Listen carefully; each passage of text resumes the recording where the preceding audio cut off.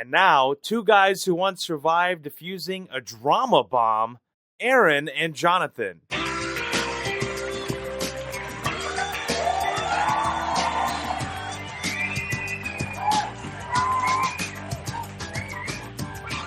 Howdy, and welcome to episode 46 of In the Rabbit Holes Urban Survival Podcast. In today's episode, we create and then execute. We're your hosts, Aaron and Jonathan. And you are in the rabbit hole, safe and sound.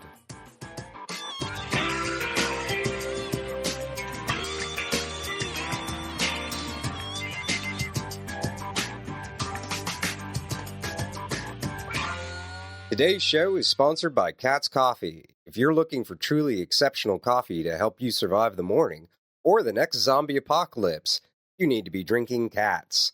They specialize in the finest coffee from sources that prioritize environmental responsibility and are fair trade certified. Their goal is to achieve perfection in every cup. Check them out at Katz, K-A-T-Z as in zebra, coffee.com, or click on their bright green banner on the site and make sure you're dealing with an official sponsor of the show. Again, that's Katz, K-A-T-Z as in zebra, coffee.com.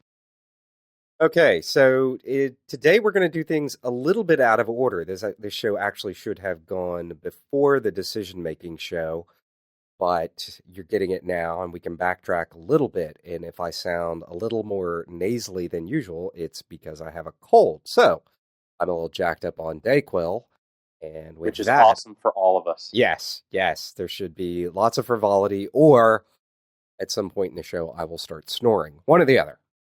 I'll mute him if you hear snoring, though. Don't worry. I'm sure people appreciate that. All right, so let's dive into the show, and I think first we need to talk about objectives. And John, why don't you deal with objectives on a regular basis? So why don't you dive into objectives for us? All right. So objectives are kind of, if you think in terms of a hierarchy, objectives are a series of goals, and they're the big broad strokes, right? So we might say, for instance, a goal may be I'm going to get into the gym 5 days a week. But if you're setting the objective, well, then you're saying my objective is to improve my physical health. And one of the things I'm going to do to get there, one of the goals I'm setting in order to get there is getting to the gym 5 days a week. And so now you might be saying, well, all right, that's all cool for my survival chi plan. But how does this help me as part of prep?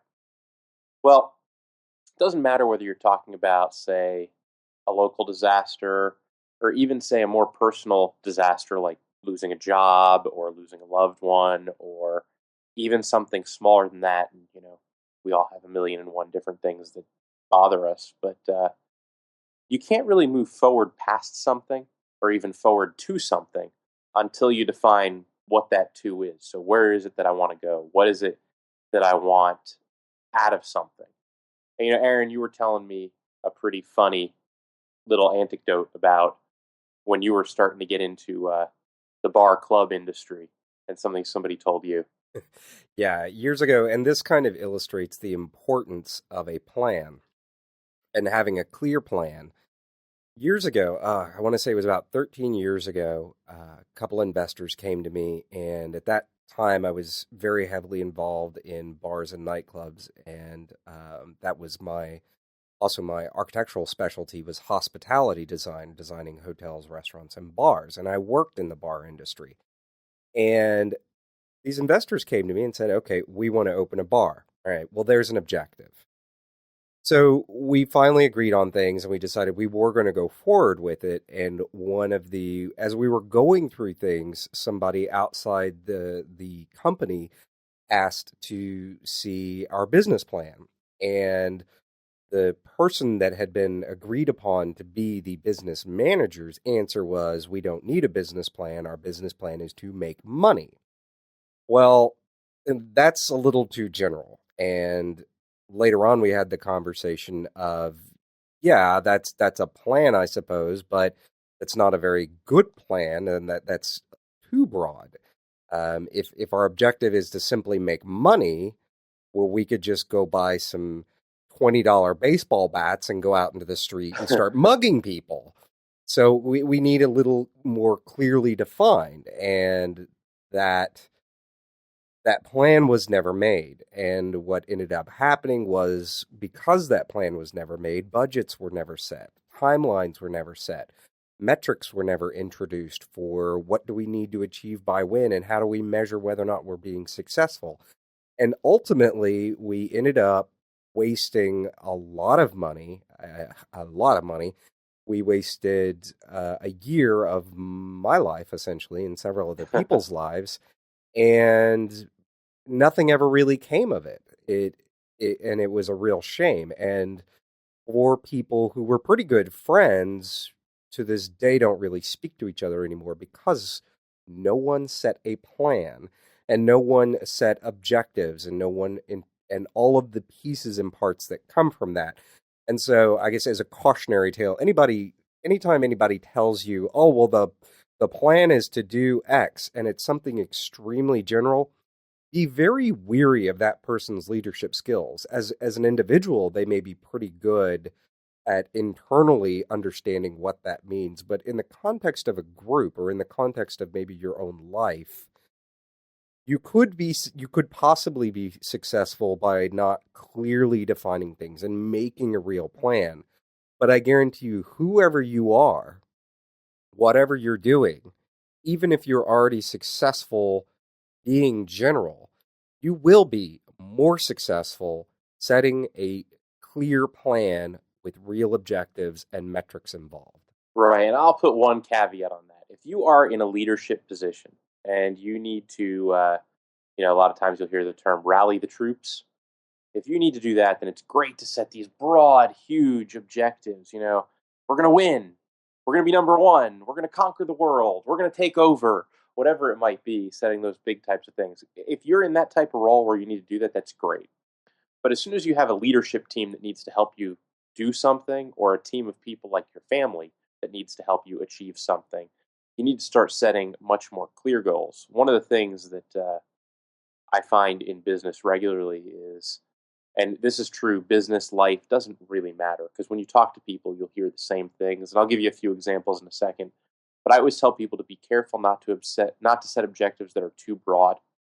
You're going to need to define a plan to achieve the objectives that you're defining. So basically, you've got this definition of objective, and you kind of need to go in, and I think we all need to do this, on a regular basis, is to go in and say, well, my objectives are this, and I'm guilty of it sometimes too. Like, I'll say, I want to lose some weight, or I want to increase the amount of weight I'm bench pressing, or I want to increase my squat weight. Well, but then I never go back and say by how much or how quickly. And it's really easy to say, well, yeah, I didn't say I'd do it this month or this year, or 10 years down the road, you're like, well, I'll do it some point in my life. So you want to make sure when you do these things, you get a little bit more clear. And we do these things because, well, let me go back a little bit. We asked everybody to set up their CHI plans, the major objectives. Well, that was all about living a better life, being more resilient. But there are prep examples too, right? So you don't want to say, my objective is to survive. Well, that's my objective too. It's probably everybody's objective.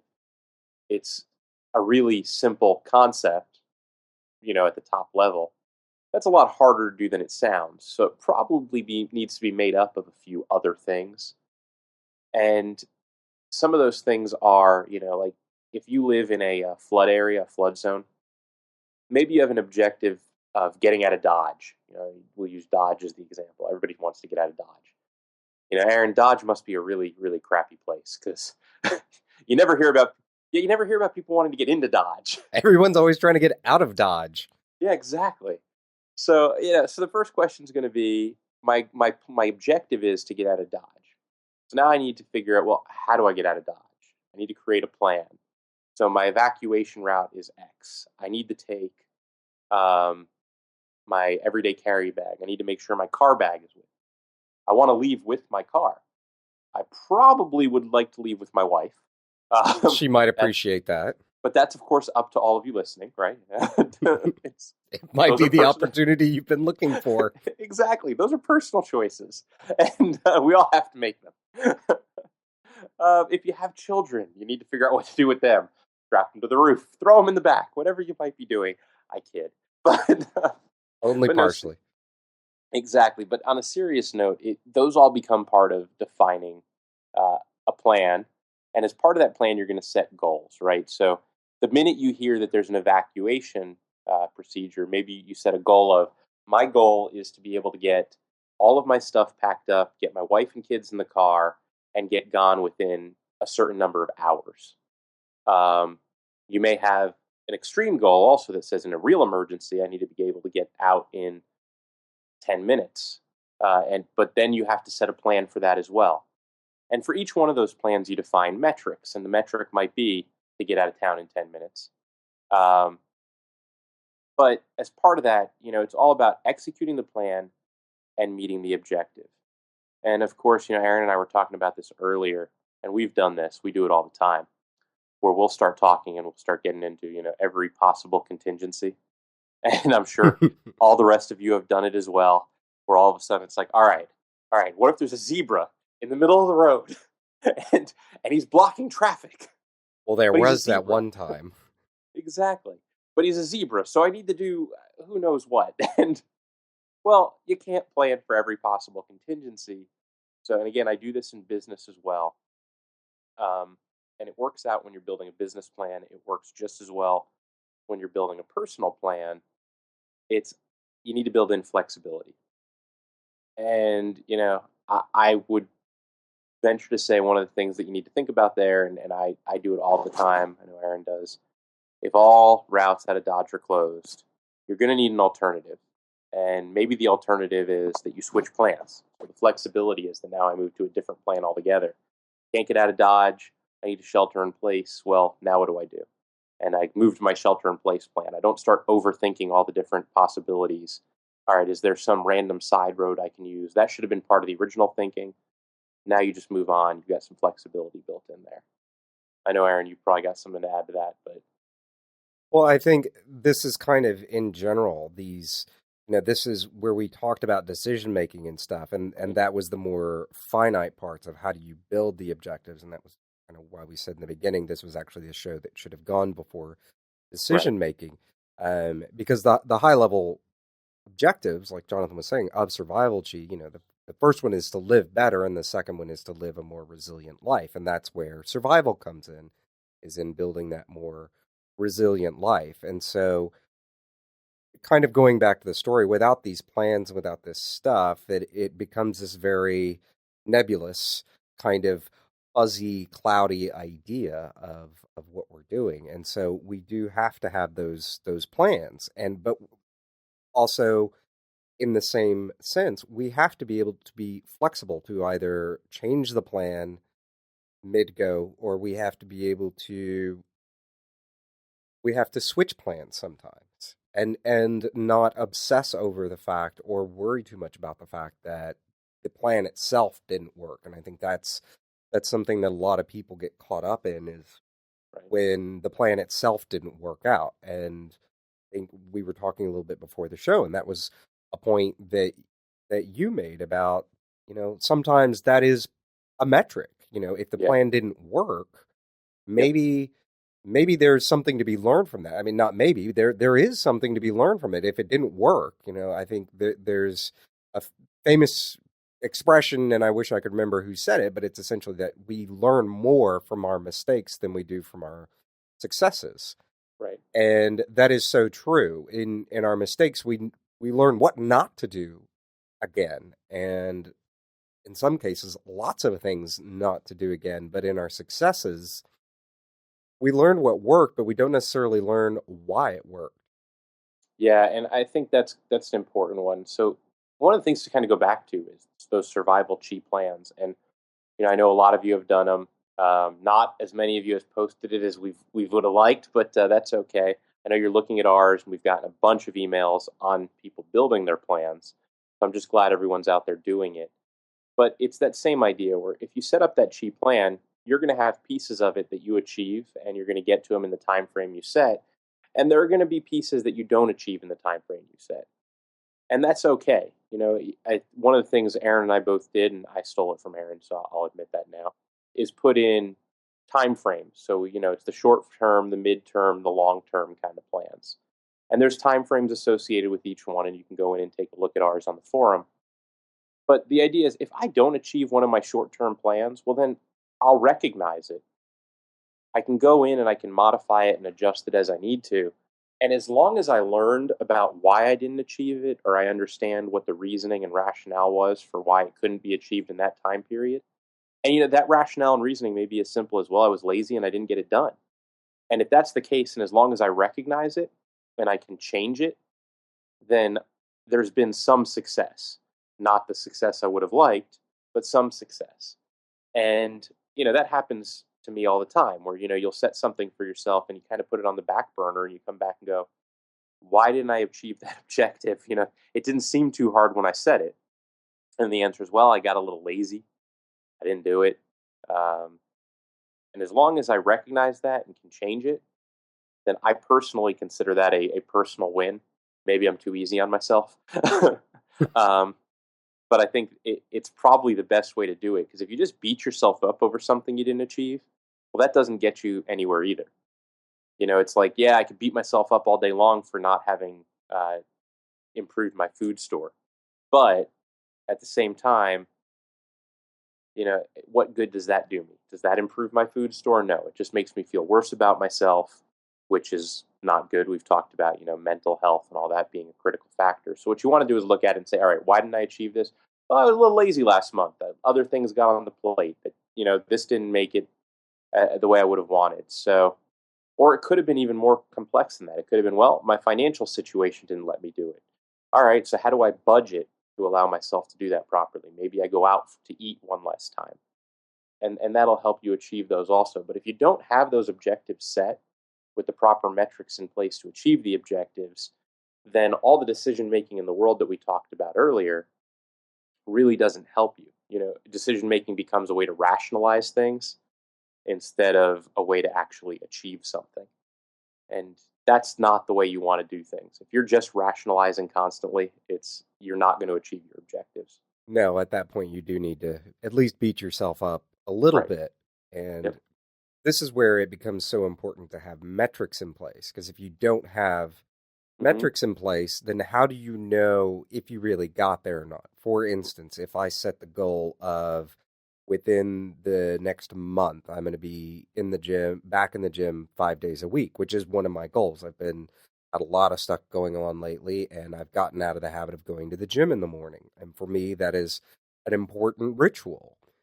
However you get your physical exercise is up to you. But for me, that's what I enjoy doing. So if I don't set the metric of 1 month, I won't sit down and actually put it on my calendar and say, okay, on Monday I'm going to do this, and I'm going to get up at this time, and I'm going to do the following things, and do that for each day of the week going forward, and really plan. But if I don't set that metric, I never have a way of holding myself accountable. Right. I think that's a good way to put it too. It's metrics is a way to set accountability. A lot of times, and most of you out there have a job, and if you don't, you're looking for one, or you're very lucky. Just kidding. But that whole idea of metrics is usually the way we get compensated for work. Well, it's also the way you can compensate yourself personally and emotionally. I've achieved something. I've done something. The example I was using with Aaron earlier was if you wanted to put food stores, we were talking about that again. Well, if you sell yourself that I want to buy more food for my stores, well, that's a great objective, but it's not firm enough, right? So you need to say, all right, my metric is to achieve this objective is I will buy 5 pounds of rice in the next 4 weeks. And Aaron is definitely congested in the next 4 weeks. And then once that happens, all right, I did that. I've achieved my metric. Or maybe I didn't get 5, I got 4. Well, okay, I missed the metric by how much? And then you can actually evaluate yourself and say, why? Well, I didn't have that extra few bucks to buy a pound of rice. I mean, that may or may not be true for you. But If that's the case, you can review it, understand it, and see why. Or the store was out, okay, and I'll make up for it in my next month's purchase. Metrics don't always need to be hard metrics like actual numbers.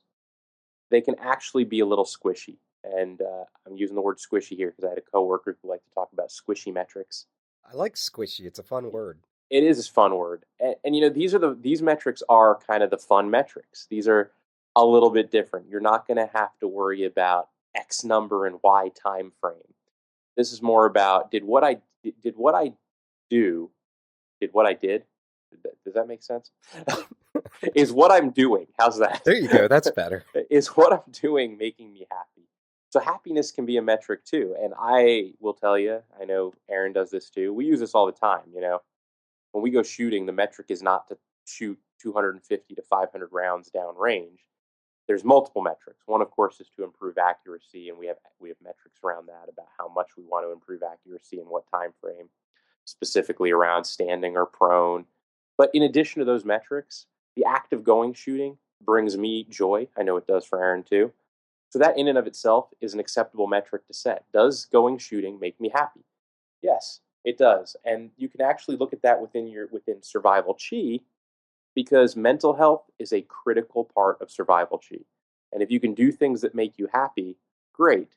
And you might even say for your food store, well, I missed it by a pound. I only got 4 pounds of rice. Well, but by the act of doing all that stuff, are you a happier person? Are you a little bit more secure? If you are, then you actually achieved a good portion of that objective. You may not have achieved all of it, but you achieved a good portion. And sometimes, making the 80% is good enough. And the other one that I like to use a lot is, did you learn something? So again, we don't always achieve 100% of those objectives, but when we learn something that allows us to not miss something again, then that in and of itself could actually be considered part of that objective that you didn't even consider in the first place. It might be one of those things where, I look at it and say, I've got my running objective. Well, if I miss a day, I can actually learn from that. And I haven't missed a day yet, but if I don't make the distance that I wanted to, I can learn from that. Why didn't I make the distance? Oh, okay, well, I picked a path that was much different than the paths I've been using before, and I'm not as good on hills. So I think I need to improve my ability to run uphill. So you can actually learn from missing an objective or missing a metric as part of your overall objective. So my objective is to be able to run, I think right now it's a 5K, so 3.1 miles. As part of that objective, I want to be able to do it here in Austin, Texas, which is, for those of you that don't know, Austin's hill country. If I can run 3.1 miles in Austin, then I could probably do further than that in Houston, which is completely flat. So that's kind of, as I set the objective, it's 3.1 miles here in Austin. And when I miss it, like I said, I learn from it, and that's an important aspect of all of this. Yeah, and I think the same thing can be said, like we were talking about earlier, with food stores or with any of the preparation type stuff that we do as survivalists. Are we meeting the metric of learning a new skill, or maybe we were setting the bar a little too high, or trying to take too many classes, or trying to just pack on too many activities, or maybe we found that the reverse is true and that the metrics will tell us that we weren't doing enough, that yeah, I achieved these goals, I totally rocked them, but maybe I rocked them a little too easily, and maybe I actually should have been a little harder on myself and add a little bit more to it instead of, and I think we see that in the business world all the time, where metrics are set and all someone really does is try to meet that metric, and they'll find all these little, well, I'll use the word slimy ways of getting to that, and trying to do the absolute least amount of work to get to that, rather than saying, you know what, I'm going to meet that metric and then I'm going to blow it out of the water. Yeah, no, and you know what? Because I just thought about it, and Aaron has no idea I'm about to do this. For the sake of all honesty, I'm going to throw out there for my survival chi plan. So, in month 1, we're now, I don't know, we're what, 2 weeks in? So we're halfway through the first month of posting those plans. Is that right, Aaron? Yeah, I believe so, give or take. Yeah, so I think it's actually a little over halfway, or just under halfway, one or the other. some of the things I posted. So I know, for instance, one of the things I said for community was devote more time for family and friends. I actually know, and I'm guilty of it, I have not devoted enough time for friends, but I have increased the amount of time I'm spending with my wife, and we've been doing more date nights than we normally do and taking a little bit more time with her, and I'm really happy about that, but I also need to learn from the fact and figure out how to spend more time with my friends. It's harder now that I'm in Austin. A little bit. It just creates a longer drive. Um, some of the other things I said, I am actually doing the thing where I said that I wanted to spend 1 hour a week purely on improving my business network. I'm definitely doing that. I'm also spending some time really improving my prep network. As Aaron knows, I met a guy who's been in the archery world for a long time. I have not, on the other hand, spent the full hour doing it, though. So I need to be a little bit better about improving my prep network. I need to become more directly involved in the Rabbit Hole forum. I've actually have been getting on there a lot more. I've been reading a lot more, but I have not posted enough. So I need to do that more. And I know that. So I'm actually going to set a goal for myself to post once a week at a very minimum going forward. So for all you out there, you can hold me to that. On the health side, I have been continuing my running on the C2 5K program. It's been great. I've enjoyed it. And I have actually been meeting all of my metrics and goals on that. So right now, there's no distance and time. Well, there's a time. It's 45 minutes of running and walking. And I have been meeting that, and I've been doing that 3 times a week, which is what they recommend at this point in the program. Reducing my caloric intake. I actually figured out that was a bad idea right now, since I've started working out a lot more. As Aaron knows, sometimes when you work out more, you actually need to keep your caloric intake either the same or more. Yep. So my caloric intake has not reduced. So I'm actually going to change that to maintain my caloric intake. I've actually talked to a nutritionist. I need to not reduce the number of calories, but change what kind of calories I'm taking in. So I'm going to be doing that. So it's changing my diet still, but I've learned, and I've kind of, when I did reduce my caloric intake, made me real tired, and that wasn't good. And then get my annual physical scheduled. So I actually have done that. It is scheduled, and because most of you know that getting a new doctor and setting a time is ridiculous, it is scheduled for 4 months from now. 4 months? 4 months. Now, this is with a really good physician here in Austin, and it just takes a long time to get on there. But I managed to get into his schedule, which is good, and I now have a physician in Austin. So in 4 months, I will have my annual physical. Luckily, it's still within the time frame that makes sense. It'll be 1.5 years since my last physical when I get that one. Read one book purely for entertainment value. I'm actually doing that. For those of you who haven't read it, there's a book series called The Hunger Games, which is kind of interesting. It's actually all about survival. It is not a survival or prep book, though. It's an entertainment book, and it's about a future world, but it's a neat book. Read 2 business books. I've actually just finished the Steve Jobs book about a week ago. It was excellent, and I'll be reading another one on sales channel development that I actually picked up. And then next week, you all are going to hear all about our Bob Kramer class. Aaron and I are both taking it next week. We're both really excited. It is next weekend, and we may actually devote a good portion of the show to knives and fun toys like that.